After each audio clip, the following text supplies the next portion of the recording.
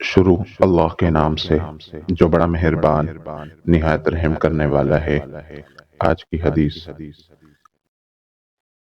ام المؤمنین حضرت عائشہ رضی اللہ عنہا فرماتی ہے کہ رسول اللہ صلی اللہ علیہ وسلم روزے رکھتے تھے، یہاں تک کہ ہم کہتے کہ آپ صلی اللہ علیہ وسلم افطار نہیں کریں گے، اور آپ صلی اللہ علیہ وسلم افطار کرتے تو ہم کہتے کہ آپ روزہ نہیں رکھیں گے۔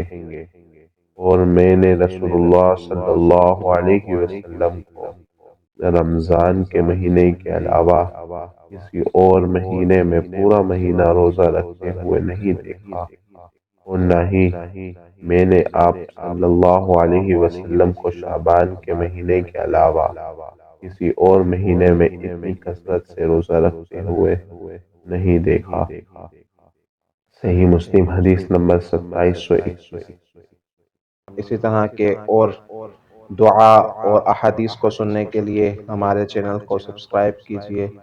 السلام علیکم ورحمۃ اللہ۔